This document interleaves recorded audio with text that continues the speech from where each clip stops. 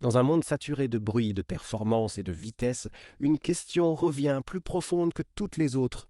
Qui suis-je vraiment? Pourquoi suis-je ici? C'est ici que commence la spiritualité, non pas comme une religion imposée, mais comme un appel intérieur, une soif de vérité. La spiritualité n'est pas un luxe, elle est une nécessité existentielle. Elle répond à un besoin fondamental de sens, d'ancrage et de transcendance, comme il est écrit dans le livre de l'Ecclésiaste chapitre 3 verset 11, il a mis dans leur cœur la pensée de l'éternité. La spiritualité peut être définie comme cette force invisible qui pousse l'être humain à chercher plus que le matériel.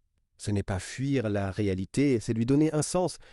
Ce n'est pas une croyance vague, mais un chemin d'éveil. Pour certains, cela passe par Dieu, pour d'autres, par l'univers, la conscience ou l'âme. Dans tous les cas, la spiritualité nous engage dans une quête de vérité, une volonté de dépasser l'ego, une reconnexion à la vie et une ouverture à l'amour véritable. Comme le rappelle Jésus-Christ dans l'Évangile selon Jean chapitre 14 verset 6, « Je suis le chemin, la vérité et la vie. Nul ne vient au Père que par moi. » La spiritualité comporte plusieurs dimensions essentielles. La première est intérieure. Elle implique l'écoute de soi, le silence, l'introspection. Cette dimension nous recentre et nous libère du tumulte extérieur. La deuxième est relationnelle. Elle nous pousse à aimer, à pardonner, à accueillir l'autre tel qu'il est. Il vient ensuite la dimension transcendante, à se relier à une réalité plus grande que soi, que certains nomment Dieu, d'autres l'univers ou l'essence. Enfin, la dimension éthique nous appelle à vivre avec cohérence et alignement entre nos pensées, nos paroles et nos actes. Ainsi, la spiritualité n'est pas flottante, elle est incarnée dans notre manière d'être et d'agir. Comme le dit l'apôtre Paul dans l'épître aux Romains chapitre 12 verset 2, « Ne vous conformez pas au siècle présent, mais soyez transformés par le renouvellement de l'intelligence, afin que vous discerniez quelle est la volonté de Dieu. » La question du lien entre spiritualité et religion est incontournable. Beaucoup affirment aujourd'hui « je suis spirituel, mais pas religieux ». En effet, les religions ont longtemps été des canaux structurants de la spiritualité. Toutefois, lorsqu'elles deviennent rigides, dogmatiques ou autoritaires, elles peuvent étouffer l'esprit au lieu de le libérer. La spiritualité véritable transcende les murs et les institutions. Elle peut s'épanouir dans une église, une mosquée, une forêt ou une chambre silencieuse. Ce qui importe, ce n'est pas la forme, mais la sincérité de la quête.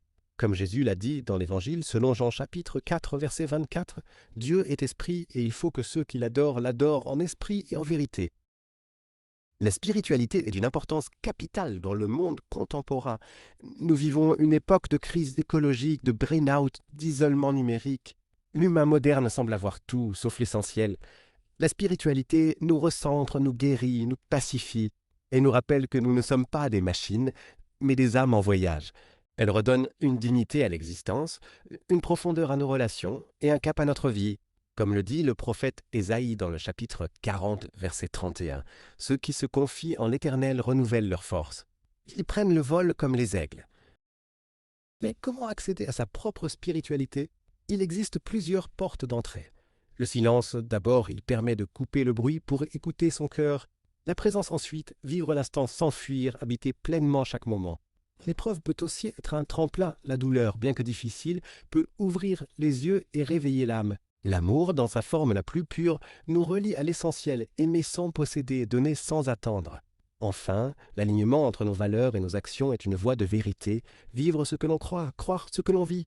La spiritualité ne demande pas la perfection, mais la sincérité. Comme il est écrit dans Michée chapitre 6 verset 8, « On t'a fait connaître, ô homme, ce qui est bien et ce que l'Éternel demande de toi, c'est que tu pratiques la justice, que tu aimes la miséricorde et que tu marches humblement avec ton Dieu. » Aujourd'hui, les regards contemporains et scientifiques rejoignent cette intuition ancestrale. Les neurosciences confirment que la méditation, la prière ou l'éveil spirituel transforment positivement le cerveau. La psychologie parle d'un besoin spirituel fondamental. La science, loin de s'opposer à la spiritualité, en valide les bienfaits et la nécessité. Cela montre que l'homme est par nature un être spirituel. L'apôtre Paul le souligne dans la première épître aux Thessaloniciens chapitre 5 verset 23, « Que tout votre être, l'esprit, l'âme et le corps, soient conservés irrépréhensibles lors de l'avènement de notre Seigneur Jésus-Christ. » En conclusion, il est essentiel de se souvenir que nous ne sommes pas que des corps ou des fonctions.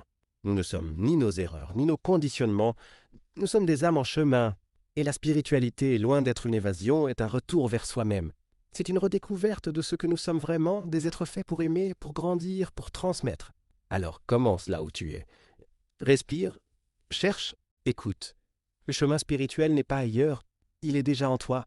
Comme le dit le livre des Proverbes, chapitre 4, verset 23, garde ton cœur plus que toute autre chose, car de lui viennent les sources de la vie. Si ce message résonne en toi, partage-le. Laisse un commentaire, qu'est-ce que la spiritualité pour toi? Car même si ce n'est pas le chemin le plus facile, c'est celui qui donne un sens à tout le reste.